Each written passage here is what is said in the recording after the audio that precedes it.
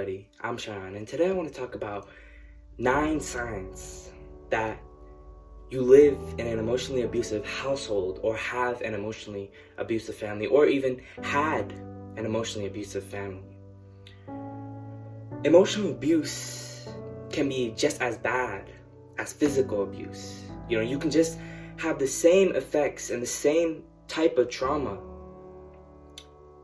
from emotional abuse, possibly even worse from emotional abuse. Okay, because emotional abuse can actually cause PTSD. Emotional abuse can cause depression. Emotional abuse can cause so many issues for a child growing up, a child developing and growing up. Imagine that. A child, a little 8-year-old, 5-year-old, kid growing up, and all they're learning is narcissism. All they're learning is to take in narcissism, to take in criticism, to learn all these things that they're being told about themselves. Imagine what that will do for a child, right?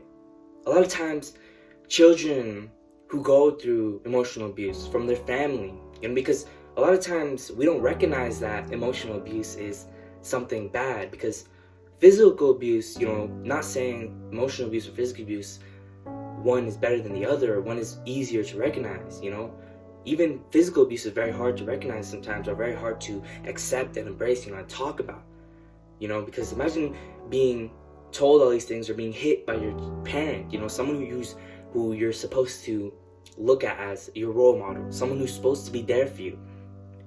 And your brain, obviously, as a human and just as a person, adapts to this naturally at a young age, because these are the first people you see and grow up with as you're developing as a child. And when you're born, this is the since the day you're born, these are the first people and only people you're around, really, until you develop and learn how to really accept other people and that there are other people in the world. But for the first few years of your life, these are the only people in your world, right?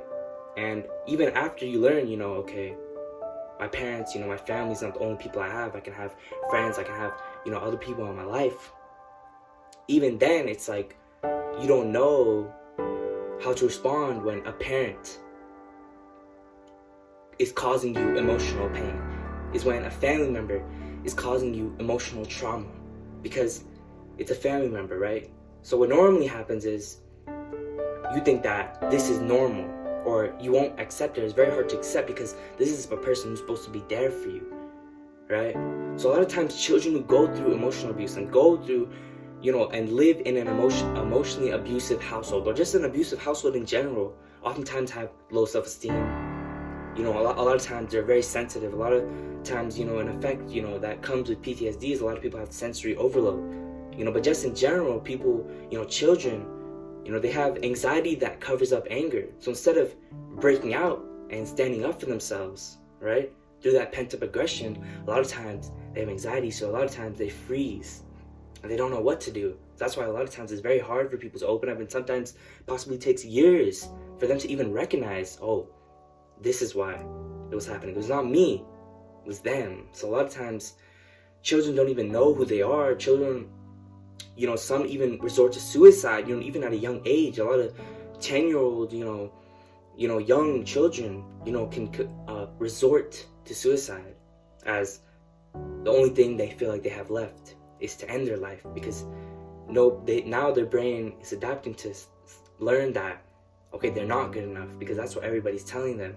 That's what they feel like, because of neglect, because of narcissism, because of criticism, because of the emotional trauma they're being put through, and that's ongoing from their family.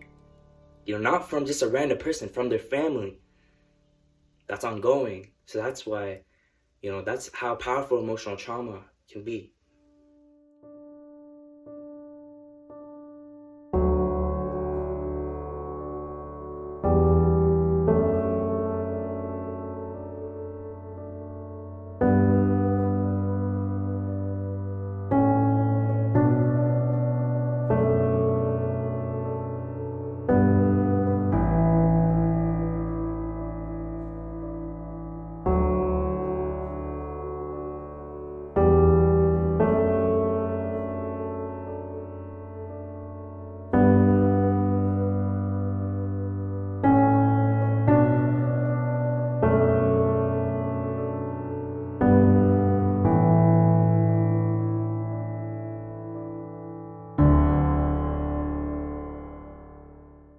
find signs that you live in an emotionally abusive family or have an emotionally abusive family, because it's very important to recognize this, because like I said, emotional abuse can be just as bad as physical abuse. So it can be just as traumatizing, possibly even worse, and just as traumatizing. So the first sign, what you do is wrong. A lot of times when we're growing up, we're learning about ourselves, right? As children develop, right? They learn about themselves. A lot of times, teenagers in high school, they figure out what they want to do, right? But before that, they're young, and, a lot of people find hobbies and things to do. But a lot of times when we learn this, what we want to do in an emotionally abusive family, a lot of times we're told what we want to do is wrong. So a lot of emotionally abusive families, for example, may try to force you to live the life that they never had, or what they want you to do. So what you do essentially becomes wrong. What you want to do, what life you want to live, what career you want to take, what path you want to take is wrong, essentially, because they tell you, oh, that's not good for you, and you suck at that, or you're bad at that, and they criticize you for it, for being yourself. So a lot of times, that's why a lot of children, through emotional trauma, they lose a sense of not necessarily their self, but they lose a sense of who they are. They don't know who they are. They don't know what they want. They don't know what they like. That's why a lot of people who are depressed, from emotional trauma, they don't have anything, to do. They don't have something, like a hobby to relate to, to not necessarily cure their depression, but to, go to if they're feeling stressed. My hobby is videos, but, growing up in emotionally abusive family, I wasn't able to resort to that, because I learned that, my brain was tricked because of all the criticism I took. And, when I tried to be myself, saying, oh, that's wrong, or why are you doing this? Why all of a sudden, you shouldn't do this. So my brain, imagine what that does to a little kid's brain, what's still developing. So then, as they get older, that's why it comes back to them. So now, they don't know what to do, right?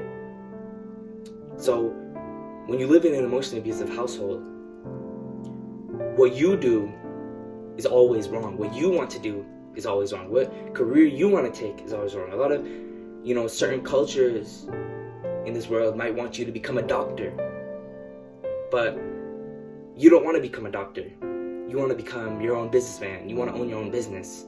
But when parents see that, emotionally abusive parents see that, they'll automatically resort to no, because first it's clashing with what they want. So now they realize that you're standing up for yourself and you're regaining back your power, which emotionally abusive parents and narcissistic people don't like. They want to have control and power. And yeah, so what you do is wrong when you are in an emotionally abusive family. So now, what is the second sign? The second sign that you live in an emotionally abusive family or an emotionally abusive household is that when your parents or family members are stressed, but specifically your parents are stressed, they take it out on you. And oftentimes, you are the blame, oftentimes for adult-like problems, right? Because a lot of times when parents, you have parents who work a lot or have, problems with both parents, have a problem with their own relationship. It's oftentimes in an emotionally abusive family, and emotionally abusive parents put the blame on the child. So a lot of times the child becomes the one to take the blame. The child becomes the one to take the blame, and now it's your fault that they're stressed. Not because of, their work and the fact that they're working 12-hour shifts, or the fact that they can't connect with each other as a relationship, as woman and wife, or man and woman, or whatever relationship your parents have. It's not their fault that they can't connect. It's not their fault that they're stressed. It's not their fault that they're going through something. It's always your fault. So it's not a 40-year-old's fault that they're going through their own problems. It's a 10-year-old's fault, right? But how does that make sense? Because children who are who have parents. Children just in general are not supposed to take advice. They're not always supposed to say, oh, this is wrong, you're doing this wrong, you're doing this wrong, you're doing this is wrong, this is wrong, this is wrong. Especially in an emotionally abusive family, they'll give you advice, but not only will they give you advice, the type of advice that they're giving you is their type of advice. So they're just giving you advice to say, oh, what you're doing is wrong. But what children really deserve is encouragement. Healthy parents will not give children advice, say, oh, do this, or why'd you do this, or put the blame on you. No. Only parents, good non-abusive parents, healthy parents, will give a child a good life no matter what. So they're always going to give them encouragement. They're never going to give them advice. They're always going to give them encouragement no matter what they do. So that also relates to reason one, or fact one, of being in an emotionally abusive family, or sign one, that what you do is wrong, because they shouldn't give you advice, say, oh, this is wrong, you're doing this wrong, you're doing this wrong. No, and scream at you and tell you this and be so curt. No, what they should do is give you encouragement, say, okay, that's good, keep on going with your own path. Or if they get stressed, they shouldn't blame it on you and say, I'm very stressed, this is what I'm going through. But you shouldn't put it out on the children. You should say, no matter what you're going through, it should never resort to the child, because the child, even if they are the problem, for some reason, they are making you stressed. The worst decision a parent can make is to put their stress out onto the child, because now the child thinks that they're the blame. And now the child has low self-esteem, because now the child is always feeling wrong as well.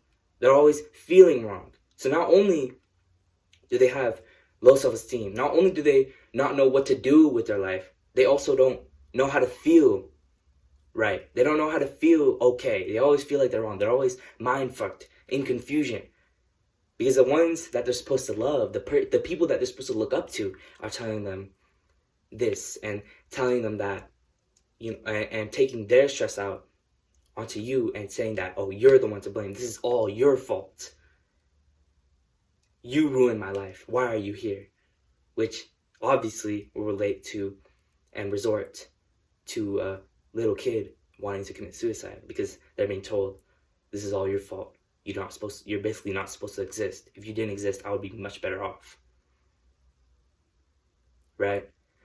So that is the second sign. Parents take out stress, or family members take out stress onto you, and you are often put as a blame.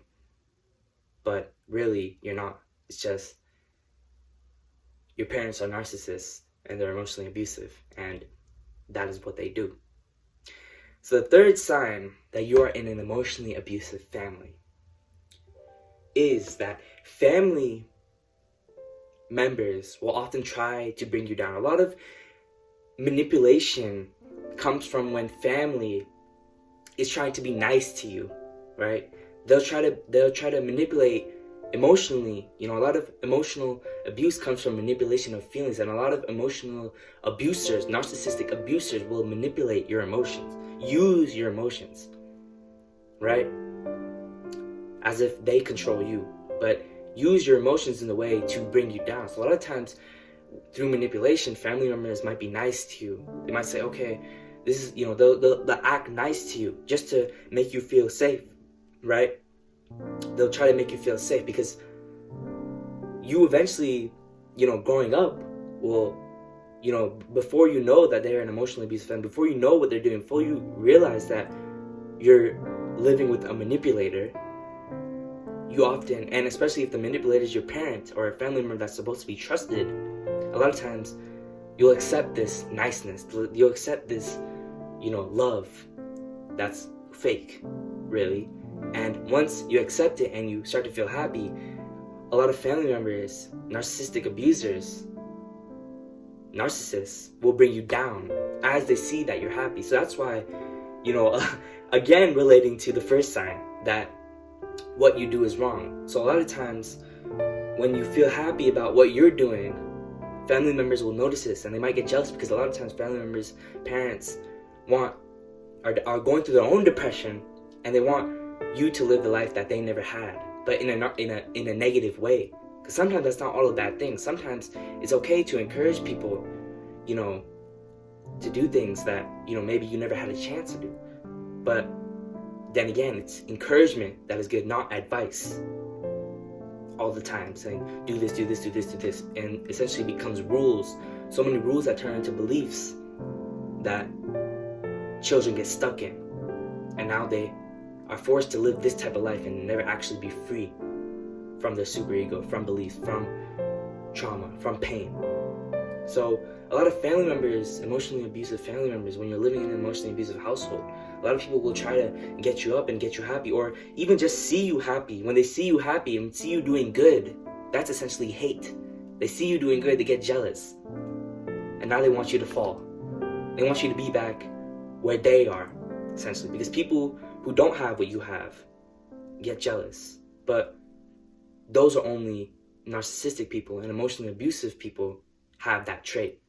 They get jealous. They have jealousy. They don't know how to see other people doing good. Even if it's not what they're doing, they don't know how to see that and give actual support. All they know is, oh, that's stupid. Why is he doing good but I'm not? Or why is she doing good but I'm not? I might as well just take him down. That's also a form of bullying. That's how bullying works.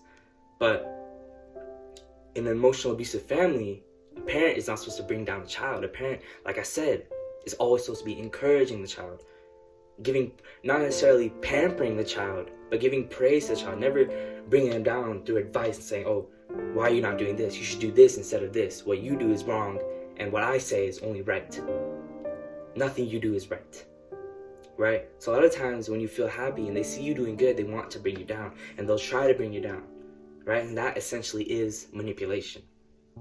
So that is the third sign. Family members will be nice to you, to get you happy, to get you feeling good, and then essentially bring you down. Manipulation. Right? Now the fourth sign, which also, again, relates to the first sign again, but also relates to all the other signs, is that what you feel is wrong.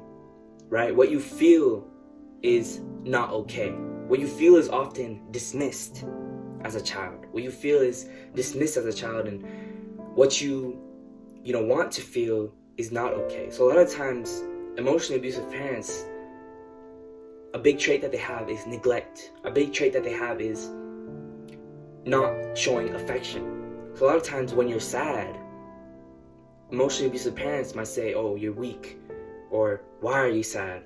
Why, instead of showing empathy and sympathy, not only empathy, also showing sympathy, also understanding, what the child is going through themselves, and also understanding what is the cause of this. Instead of doing all that, instead of showing love and affection like a parent should be, and being there for the child, or the family member being there for the child, oftentimes what the family member will do is sometimes even manipulate the child, but also just sometimes even bring them down even more and dismiss their child. Say, oh, that doesn't matter. What you feel doesn't matter. This can be, also the case for, medical attention and, financial attention. A lot of kids, that's basically what neglect is. They don't give you what you need, but more specifically, they don't give you the confirmation that what you feel is right, what you feel matters. So oftentimes in an emotionally abusive family, in an emotionally abusive household, when living as a child, your brain doesn't know how to adapt to that. So a lot of times that's why pain is blocked out. And that's how repressed memories are created. Because now you know that, or you're being taught that what you feel is wrong, or that doesn't matter, that's weak. So now it's being blocked. And essentially that's how the mind turns off and goes kind of dead. And that's how all this pain is thrown into the body. And that's how emotional trauma really can create sensory overload, visceral reactions, and pain in the body, trauma in the body, PTSD in the body, causing the mind to basically be shut off, not being able to even think for yourself and feel for yourself, learn how you feel versus how they feel is oftentimes what you know more than how you feel. So now you're basically a slave under your parent. But no child should be a slave under their parent. They should have freedom. Because what I mean by being a slave is now a child is not able to do, is not able to have their own sense. They only know what their parents told them and growing up, right? And oftentimes it can even be the opposite of this, or it can turn into the opposite of this as a child gets older.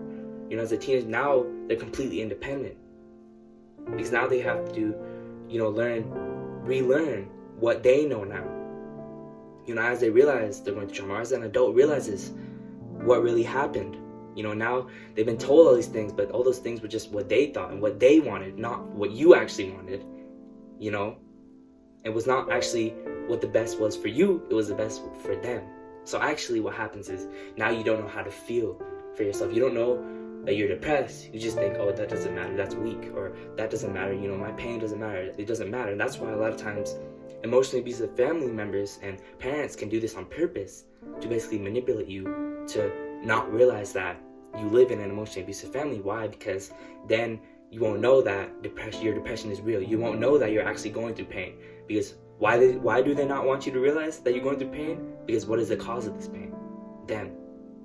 So the fourth reason and sign that you live in an emotionally abusive household and family is that what you feel is also wrong and doesn't really matter. It's pushed off to the side. So if you feel happy, that doesn't matter, or that's wrong, because then they'll put it to the side, right? Or they'll try to bring you down. But then if you feel in pain, if you feel trauma, then oftentimes even then they might even bring you down even more. So imagine going through suicidal thoughts and suicidal pain and things like that, depression, heavy emotions, and you tell a trusted adult like your parent, but your parent is a narcissist and an emotional abuser, and you tell that person, you have this, and all the response you get is, oh, that doesn't matter, or you're faking it, oh, that's stupid, that's bullshit. What you think will happen, that just makes the pain 10 times worse. So that is the fourth sign. What you feel is wrong, what you feel doesn't matter.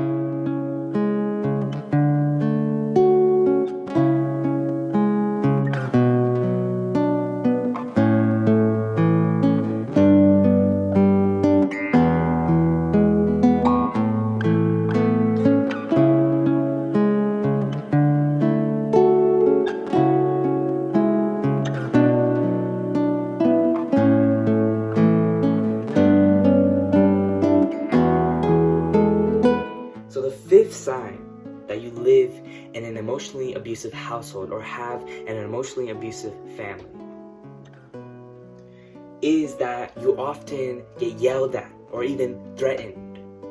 Now, a lot of times, in emotionally abusive families, children are often getting put the blame on. Children, oftentimes the ones who are the cause of why the parents or the legal guardian's life is going so wrong, or that's what the parents do to the children. That's what the parents tell the children, that this is your fault. This is, you're the reason why all of my problems are happening. You're the reason why I'm failing at work. You're the reason why I'm failing at my job. A lot of times, adult-like problems that little kids are being put the blame on, right? So it doesn't really make sense, which is why it causes a lot of mind fucks, because how can a little child cause problems of parents, adults' relationships? How can a little child cause problems that are going on for a parent's job? A little kid cannot cause all these adult-like problems that often happen in adults. Right? So that's what happens in an emotionally abusive family. They put the blame on you for such irrational things that would be impossible for you to be the cause of. So a lot of times when they're doing this, and just in general, they yell at you, they scream at you. When you do something wrong, they don't know how to talk it out calmly. A lot of times through anger, through anger issues and short tempers, a lot of parents yell at the child. And that's what causes, and it can cause a sensory overload.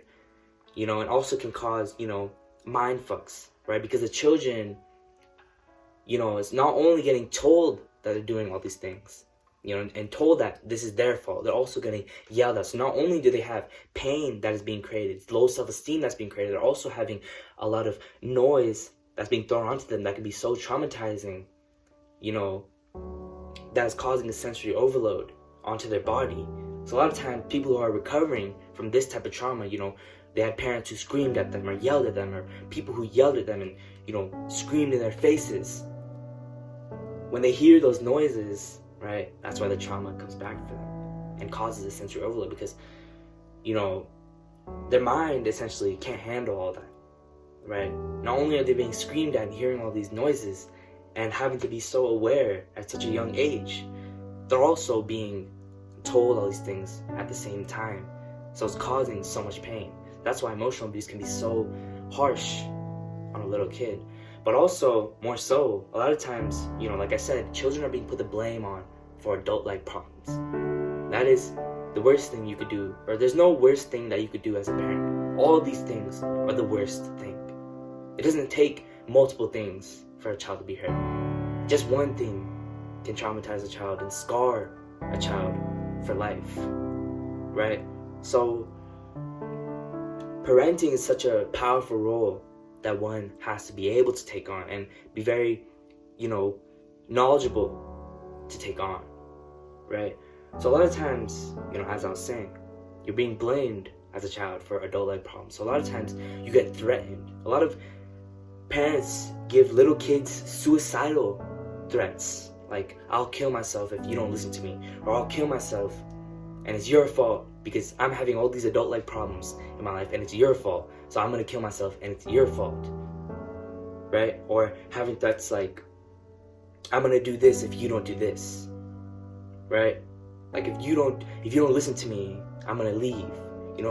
So hard, such harsh threats that a child can take from a parent is a sign of emotional abuse, because instead of giving a threat, even just saying, I'll be very upset if you don't do this, is causing so much fear for the child. A lot of times through depression, we're either very focused on the outcome or don't care about the outcome at all. A lot of times through emotional abuse, children and people who have undergone that have a lot of fear of the outcome. And that's creating so much fear for the outcome that now the child essentially becomes scared of the parent, because if you don't do what they say, they give you a threat. Like, you better do this or I'm gonna kill myself. Or you better do this or I'm gonna leave. Or you better do this or I'm not taking you to school today. Or I'm not gonna take you to let you do what you want. Right? Or if you don't do this, I'm gonna beat you. Or threats like that. And if you don't do it, you get yelled at. Or even just saying, if you don't do this, I'm gonna be very upset. When you do that, the child has so much fear, right, that they don't know how to respond. So they freeze, essentially. And they're stuck, basically, in this sunken place. Like in the movie Get Out. They're stuck in this sunken place. And all they can see is what's going on, but they have no control over their life, right? And the person keeping them in the sunken place is the parent. By saying all these things, by threatening by all these things, because now they have no control. Now the trauma has taken over. So now the trauma response is 24/7. Now the fear is 24/7. So now they're constantly in fear, constantly in battle if they try to fight. But they can't, because the battle essentially will end, because so much of that threat, so much of that sensory overload, being yelled at, being threatened, takes over. Now essentially the trauma controls you. The pain controls a little young child or a little young teenager, which can cause so much pain. And it's so abnormal for a child to be going through this type of pain at such a young age. So that is the fifth sign of emotional abuse, that you live in an emotionally abusive family, right? Because a lot of times children are getting yelled at, screamed at, but that's not the way to go. You're not supposed to yell at a child. You're supposed to talk it out, let them know calmly, let them feel safe with you, right? Because a lot of times in emotionally abusive households, many children do not feel safe. They don't feel secure in their household. And a lot of times, if they don't feel safe in their household, imagine being outside in environments like school with all these random people, or at a work environment, and all this pain is haunting them and nagging at them. They have so much anxiety they can't even function with doing normal things, right? So that is the fifth sign, getting yelled at oftentimes or getting threatened in an emotionally abusive household. Now the sixth sign that you live in an emotionally abusive household or have an emotionally abusive family is that you don't get taken care of when needed. You don't get taken care of, like I said, medically, financially. You don't get taken care of needed, when you need it. So a lot of times when you're sick or, you need clothes, you need money, a lot of parents that are emotionally abusive or in an emotionally abusive household won't give their children this because they don't want to. They want to basically, essentially what it seems like is make their children suffer, which is so cruel because why would a parent do that? But yet they still do it because they don't want to give the medical attention to the children because they want to basically, a lot of parents want to toughen up the child, or they don't want to accept the fact that the child is actually going through something and other people can go through something besides themselves. It's essentially a selfish way of living, a selfish way of treating your child. And that is essentially neglect because they won't give you the attention you need medically. They won't give you money when you need it. A lot of parents who are not necessarily, broke, but have money, have fear of, not necessarily even fear of giving money. To be honest, I don't even know this cause because why would someone do something so cruel like that? It doesn't make sense, right? But they still do it. So that is basically just a sign. A lot of times you don't know why these signs are happening. You don't need to know though, because why would you need to know why a parent is hitting you? Why would they have a reason, right? Why should a parent hit you? But a lot of times when we try to figure out why did they do it, we end up putting the blame onto ourselves. Like, why did they do it? Did I do something wrong? Right? So when you question why, the question that comes after that is, or the answer that comes after that is, it's probably me. Right? So you don't need to question why they do it because there should be no why. They did it. There should be no reason to why you got hit. There should be no reason to why a parent is so hateful and cruel to you. Right? They just do it, and it's harsh, and it's emotional abuse. That's essentially what emotional abuse is, right? Because it's abnormal. It's not something that needs an explanation. It's abnormal. It doesn't fit within how this world should work. But so many people go through it that they think that it's so normal. So they think, why is this happening? Why did I do it? They question it so much because essentially what's happening is they want to figure out the answer, but the answer they end up figuring out is themselves. But really there is no answer to that because there should be an answer. There should be no explanation because if there was an explanation, then it could be proven as, okay, this was right in some way. But no, it was not right because emotional abuse is never right. Any sort of abuse is never right in any sort of way, not only family, in any sort of way. Right? So a lot of times, emotionally abusive households, and when you're living in an emotionally abusive household or have an emotionally abusive family, members of the family will not treat you medically or financially well. They won't give you clothes. They won't give you money that you need it when you need it. They won't give you medical attention.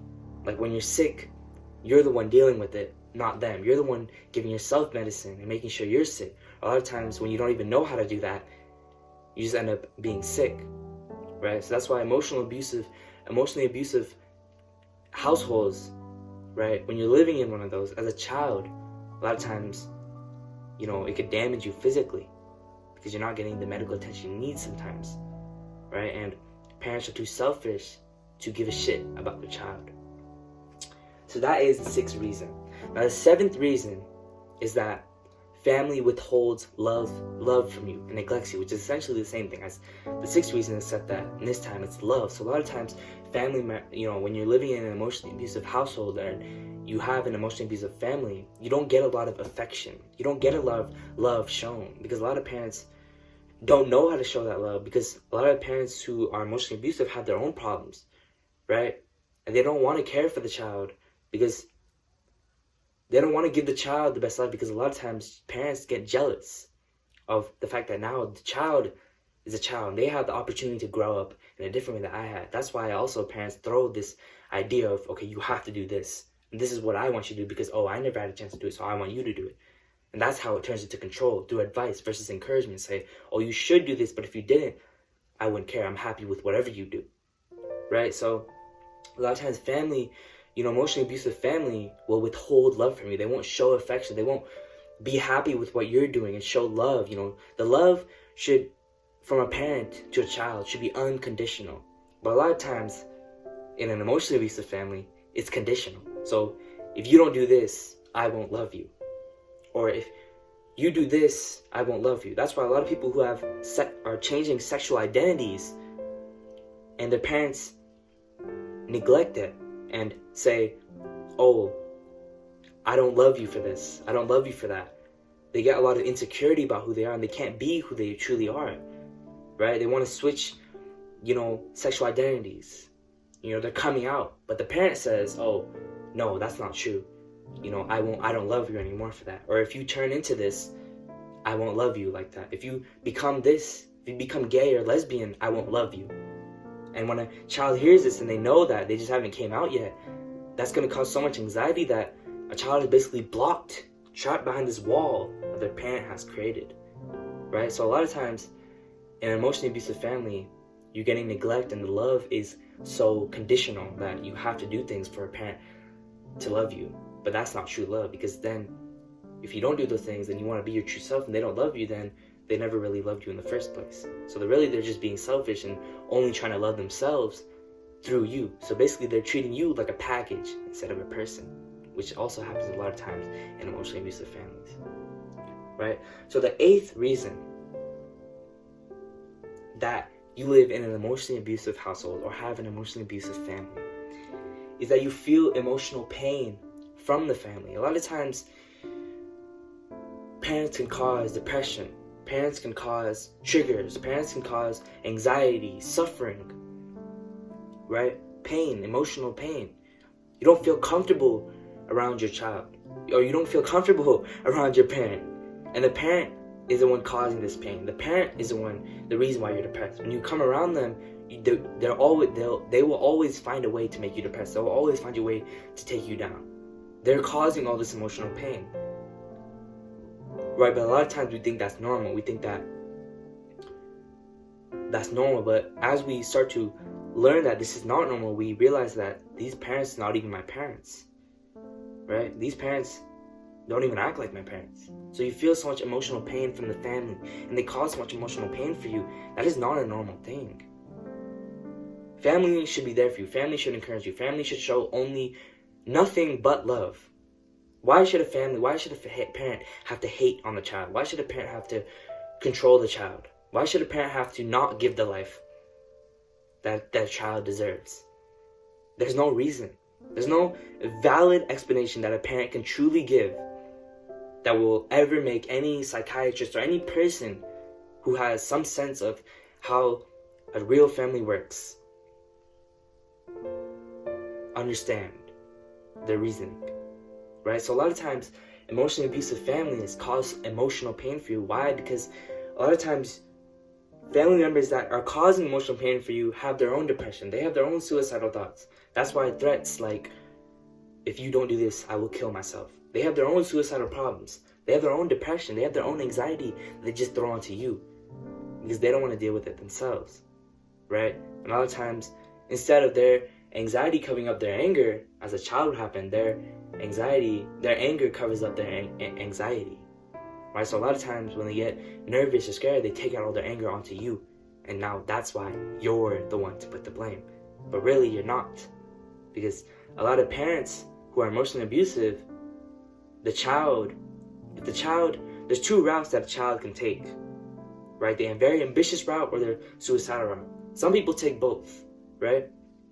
But either way, a lot of times when the child starts to realize that the emotional, what's actually happening, and that they live in an emotionally abusive family, or a teenager realizes this, they essentially become smarter than the parent, right? So a lot of parents are not even capable of,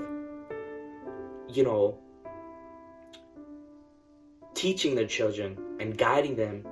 They're only capable of controlling them, right? Because the children should be smarter than you, but not in a way that they know who you truly are. They know that you're actually a bad person instead of a good person. See, that's the wrong thing, right? So emotional abuse is always wrong. It's never right.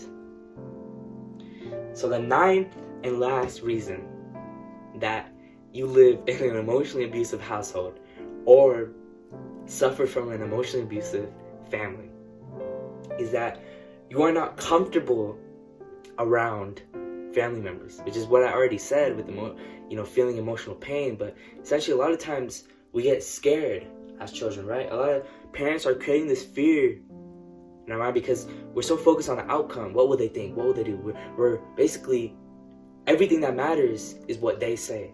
So all the time they're telling us we're wrong. So we adapt to this. So when we actually find something we like, and we become dependent on their opinion, not necessarily dependent on the parent themselves. We become dependent on their opinion. Do you like this about me?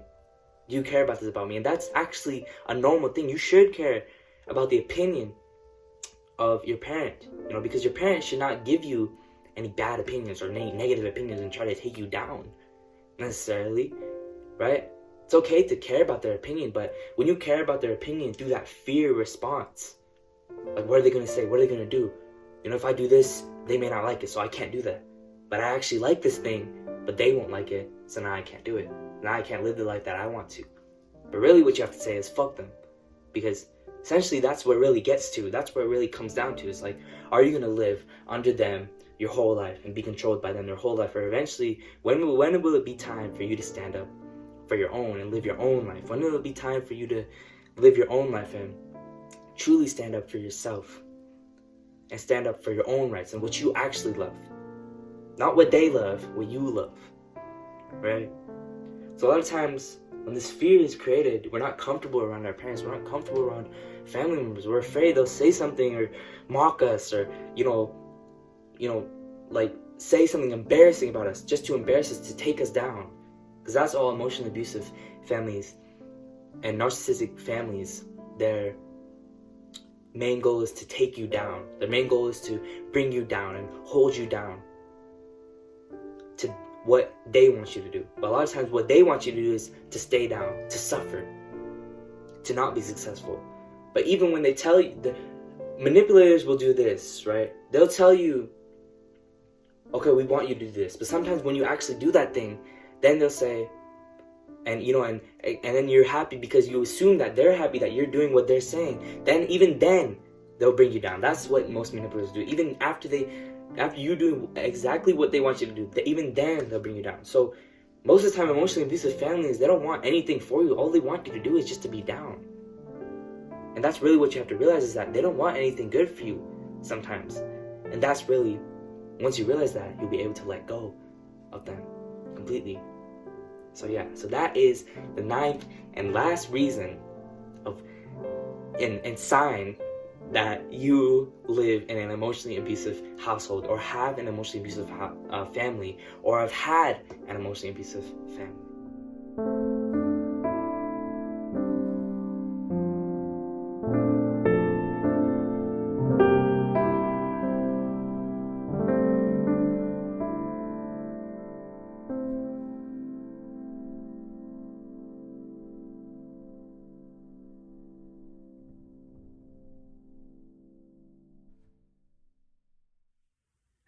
Emotionally abusive families have a massive toll on children. Children who go through, emotional abuse and who have been living with an emotionally abusive family and an emotionally abusive household, never really feel love, and they, oftentimes can be scared to accept love because their brain, since a young age, has been taught, their mind has been taught that this is normal. And oftentimes what they think is normal is not really feeling love. So oftentimes people who go through abuse and emotional abuse don't know how to differentiate right or wrong. They don't know how to differentiate what's right and what's wrong, what's good and what's bad, what actually matters to them. That's why when they're being told, do this, do this, do this, and if you do this, you're wrong, then they never really know, they never really understand what's actually right, what's actually, what they actually want, because they've been told these things. So when they never feel love and someone comes up to them, or they meet someone who is actually showing them real love, they can never, sometimes you can never, really accept it if you've lived in an emotionally abusive family, because you never really were taught that and how to accept that. So you can never even show emotions. A lot of times that's why numbness is a thing, because you don't know how to show emotions. You don't know how to feel emotions. You don't even know how to feel it, because what you feel what you felt was dismissed and said, you were told that it didn't matter. So essentially your emotions all fall to the ground, and now you're basically numb, right? And a lot of times, abusive families, the children who are in that family and in that household who go through abuse actually become an abuser when they're older if they don't really identify the pain, because a lot of times, a lot of children don't want to become their parents. They don't want to do what they do, right? So that's a fight response, because they're doing the opposite, which actually will cause them to do exactly what their parents want them to do, because they're fighting all this, but they're trying to go so far, but they keep hitting this wall, and eventually they'll just fall back. And the only option they have to fall back now is to do what their parents do. But really, when you heal, you have to really construct that wall and learn why that wall was even built up. And who built that wall up? Your parents. So you're basically fighting your parents, and when you fall, of course, you're gonna do what they do, right? Because you're fighting your parents.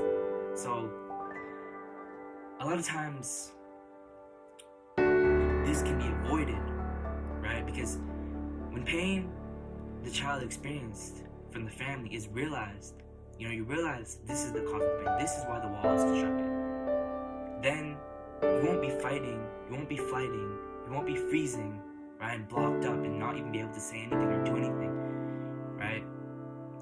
Then the wall will basically be constructed, because you know why the wall was caused, and now you're basically breaking down the wall to the point where there's no walls that can hit you no matter how forward you go.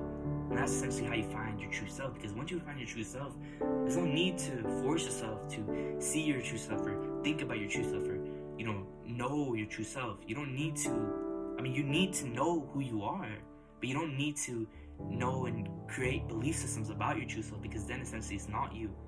Because your true self should never have to be forced or be seen. It should just be completely natural, right? But a lot of times, through the process, it can be forced. But through the process, if you're fighting, right, or flighting, that's not really natural, right? That's like running away. That's not actually true, natural, unconditional healing. A lot of times we're doing conditional healing. We're building up all these things that we feel like we have to do. I have to do this in order to heal. But that's like me saying I have to make videos in order to heal. No, I only want to make videos because I want to make videos. Because if I'm saying I want to make videos to heal, then really I'm just trying to run away from my trauma. I'm not facing it. And that's really what you have to do, is face it. And like I was saying about children who become the abuser that their parents once was, or that they were a victim of once. A lot of times what this is called is an intergenerational cycle of when the mom or dad abuses the child, and the child becomes a mom or dad and abuses their child, and so on and so forth. But that cycle can be stopped. All you really have to know is that if you are a child who has undergone emotional abuse, it is not your fault. So yeah, that's it for the video. Subscribe, and I'm out.